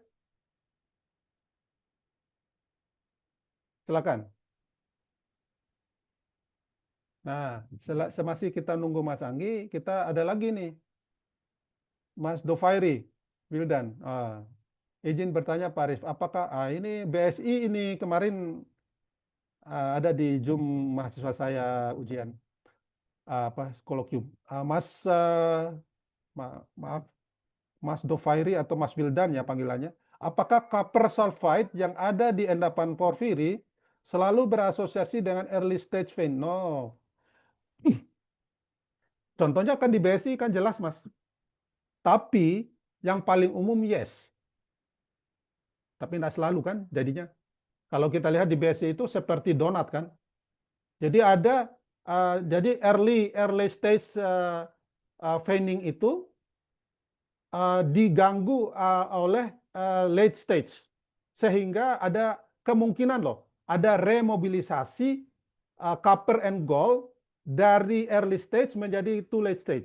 Sehingga bentuk dari model endapan di Tujuh Bukit itu seperti donat ya, donat. Jadi keliling aja yang kayak emas tembaganya gitu. Bisa gitu. Tetapi yang paling umum yes. Saya bisa menjawab dengan tegas yes. Contoh grassback, contoh batu hijau di South Africa, Amerika juga sama itu. umumnya early stage ya, vein A, vein A, vein A, B, AB, C. Kalau D kan sudah late stage ya, jadi dia sudah ini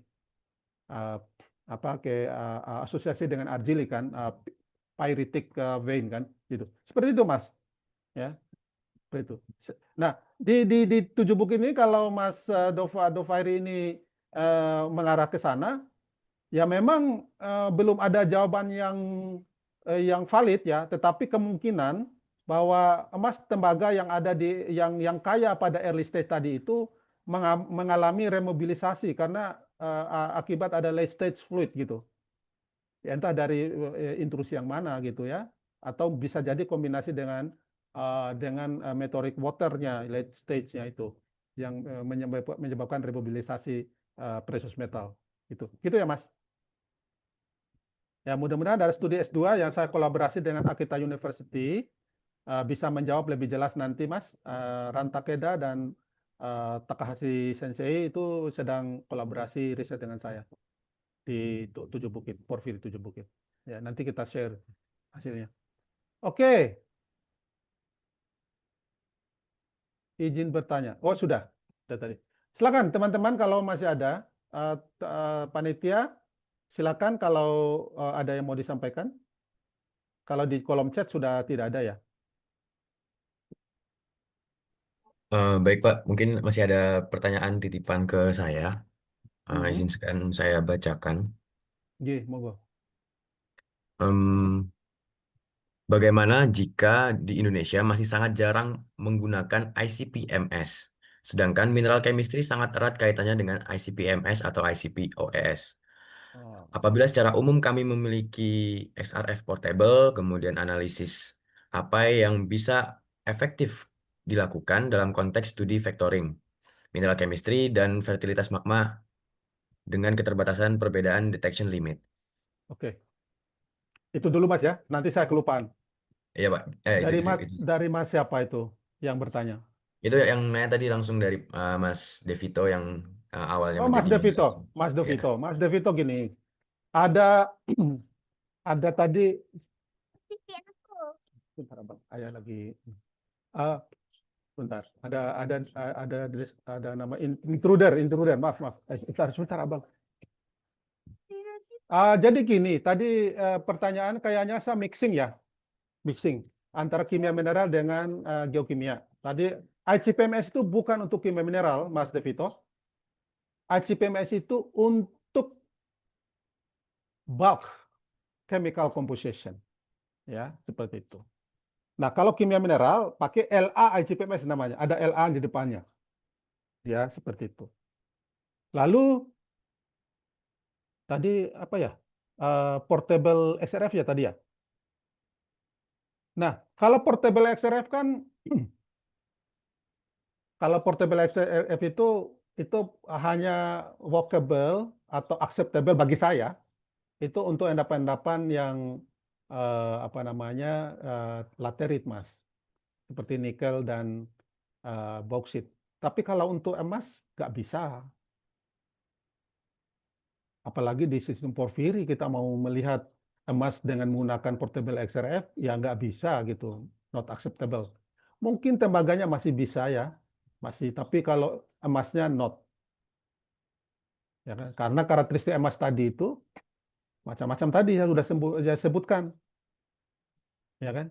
Nah itu. Jadi untuk melihat gambaran awal dari untuk komposisi batuan di lapangan itu portable XRF paling powerful untuk laterite type. Mungkin untuk HSE boleh, tapi untuk emas dan peraknya kayaknya enggak. Tapi yang logam lainnya masih bisa. Ya, seperti itu. Nah, kalau untuk melihat lebih jauhnya itu, untuk lebih acceptable untuk standar KCMI maupun ini untuk JORC, misalnya emasnya harus pakai FAS. Sedangkan metal lainnya CU, PB, ZN dan sebagainya itu ya pakai ICP-MS atau ICP-AS atau ICP-OS gitu. Tapi recommended karena detection limitnya lebih rendah itu biasanya pakai ICP-MS. Ya, seperti itu. Ya. Gitu Mas, kira-kira. Kalau bicara kimia mineral beda lagi loh ya. Ya, tadi ada EPMA, ada SEM-EDS yang paling banyak di Indonesia tapi not begitu good ya. Lalu ada LICPMS yang paling bagus ya untuk diterapkan untuk kimia mineral ya, seperti itu. Silakan Mas Tapi kalau Devito ya. uh, Pedro, saya ingin bertanya, sistem porfiri epitemal transisional sering ditemukan adanya tumpang tindih antara mineralisasi logam dasar Cu dan Mo dan mineralisasi logam mulia. Dalam hal ini bagaimana bisa memahami paragenesa mineralisasi dan menggabungkan antara data intrusi, data struktur dan porfiri epitemal transition, ya kan?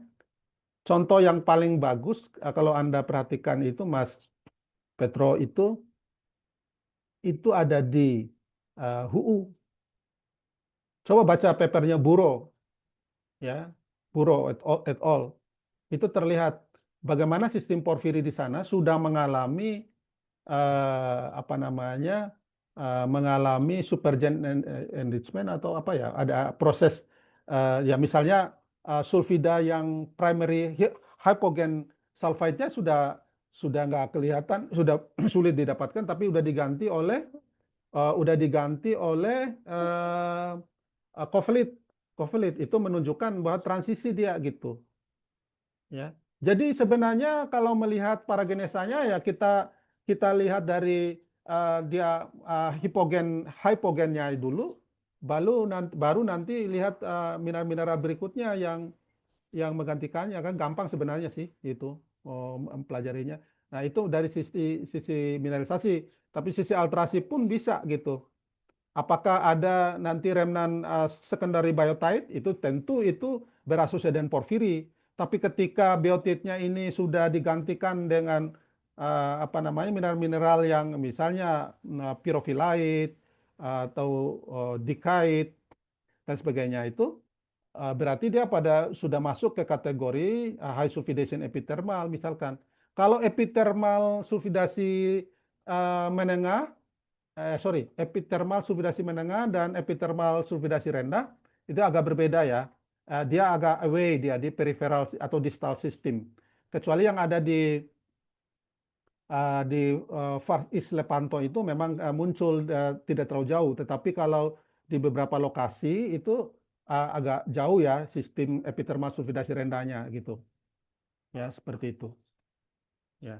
Jadi kita bisa pelajari. Kalau yang menarik juga kan tadi kita diskusi tentang Tujuh Bukit kan, ya kan? Tujuh Bukit juga di Tujuh Bukit depositnya ya. Kalau di yang lain kan banyak ya. Ada Gua Macan dan sebagainya itu, Chandrian itu lebih ke klasik porfiri. Tetapi kalau di di ini juga ada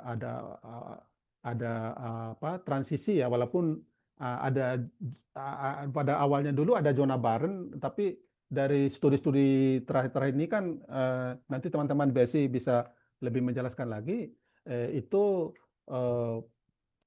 porfiri dan sebagainya dan epithermalnya ini beberapa ada zona sulfida di antaranya gitu. Ya, tapi porfirinya memang agak dalam gitu.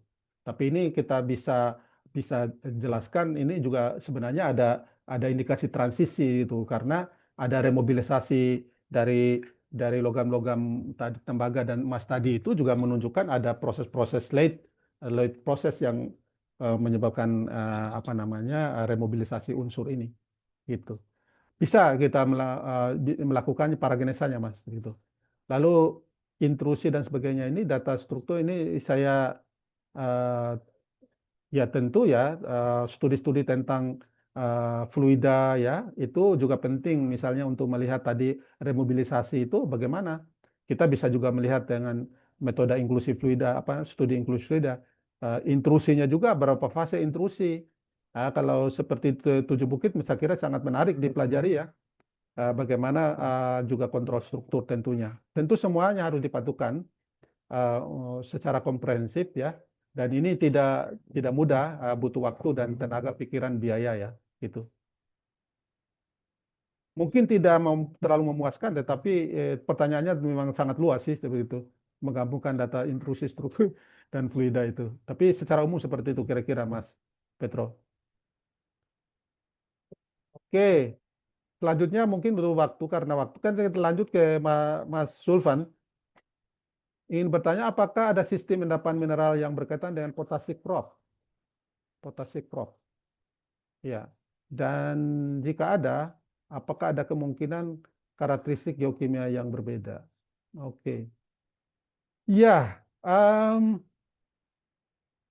saya tidak begitu mendalami, tetapi ada tulisan dari Daniel Muller, Dr. Daniel Muller. Nanti kamu bisa searching, Zulfan.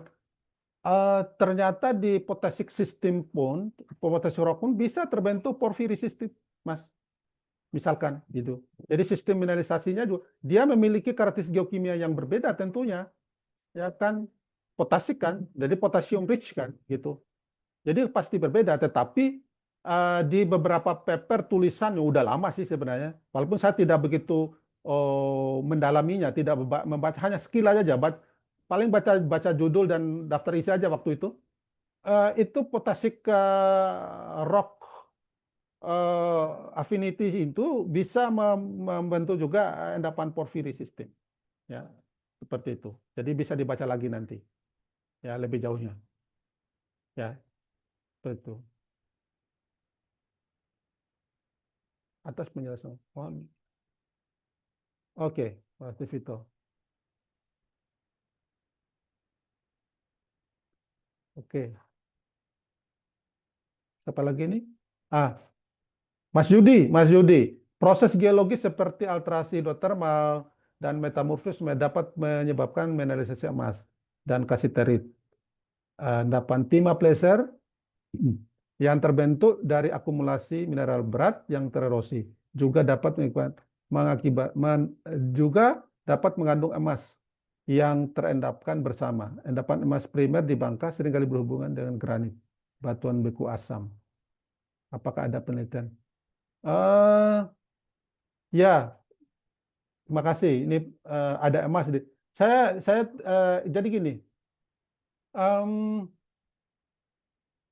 Secara geokimia, memang tipe S ini granit itu tidak bisa berasosiasi dengan emas. Gitu. Jadi setahu saya bisa jadi ini mohon diralat ya, mungkin ada tulisan atau riset terbaru saya tidak tahu. Tapi kalau yang saya paham bahwa kalau dia asosiasi dengan apa namanya dengan S-type granitoid itu tidak bisa berasosiasi dengan emas, gitu. Kalau kita lihat dari afinitas geokimianya itu tidak cocok kan, begitu. Nah, kalaupun ada emas di timah primer ini bisa jadi berasal dari intrusi granitoid tipe I-nya. Bisa gitu, bisa Mas. Tapi bukan dari yang berasal dari timah. Gitu. Kan di Bangka Belitung kan bukan hanya tipe S kan, ada juga tipe lain dan kita tidak tahu apakah di sana ada berasal dengan hidrotermal atau mineralisasi emas juga atau tidak yang tipe I-nya kita nggak tahu. Ya, gitu. Atau mungkin bisa konsil atau bisa bersumber lain, apalagi placer, ya kan? Bisa gitu, sumber dari tempat lainnya, ya kan? Placer lebih transportasi dari mana-mana kan? Ya seperti itu. Begitu ya, Mas Yudi. Ya, dari panitia sudah mencukupkan diskusi kita, udah mau jam 11. Saya juga udah sering diganggu, ini sudah saatnya mereka mau main dengan ayahnya katanya. Demikian, barangkali saya kembalikan ke rekan-rekan panitia. Sudah banyak, sangat menarik, diskusinya sangat menarik dan mudah-mudahan bermanfaat apa yang saya sampaikan ya, apa yang saya sampaikan. Slide-nya saya bisa share nanti, semoga bisa lebih berguna lagi dengan membaca slide, tapi not restricted on the slide, please read primary source ya, gitu ya. supaya kita tidak menjadi generasi yang instan. Jadi kita harus baca juga sumber-sumber lainnya. Ada banyak buku, ya banyak media diskusi dan sebagainya. Itu ya rekan-rekan semuanya. Gitu, panitia, Baik, monggo, Pak Arif. Em, Mas Terima Ali, kasih ya banyak sudah. atas kesempatan dan waktu yang telah Bapak luangkan atas sesi diskusi tadi. Lumayan menarik selama hampir 1 jam kita berdiskusi. Terima kasih juga untuk rekan-rekan partisipan yang sudah hadir. Em, Setelah ini kita akan melanjutkan dengan sesi foto bersama atau dokumentasi. Rekan-rekan peserta mungkin bisa menyalakan kameranya dan kami akan selanjutnya mendokumentasikan bersama-sama.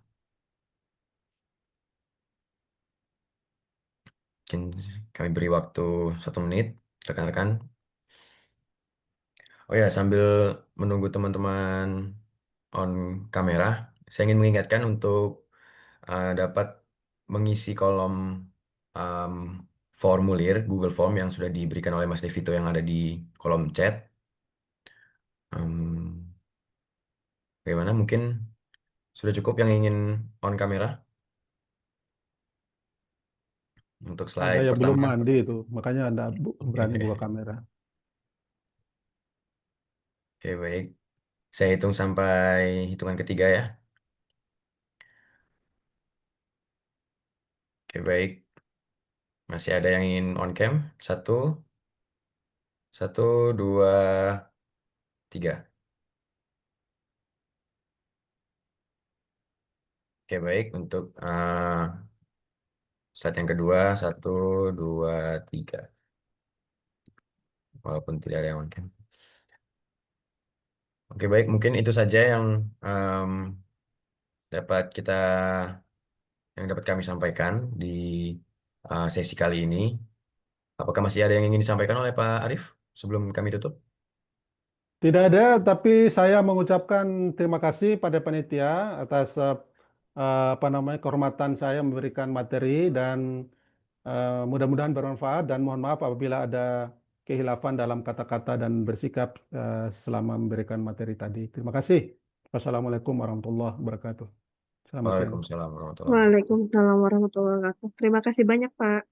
Terima Baik, kasih. dengan itu kami sudahi pertemuan kita pada kali ini. Kita berharap akan berjumpa kembali di webinar-webinar lainnya. Terima kasih. Mohon maaf apabila ada salah perkataan. Kami tutup. Wassalamualaikum warahmatullahi wabarakatuh dan selamat siang, rekan-rekan. Selamat Waalaikumsalam. Terima beraktivitas. kasih, Selamat Mas siang. Gundan. Terima kasih Pak Arifudin dan Mas Pak Arif, Mutia. Aman. yuk, Ye, sampai ketemu ye. lagi besok. Ya, makasih, makasih. Ya.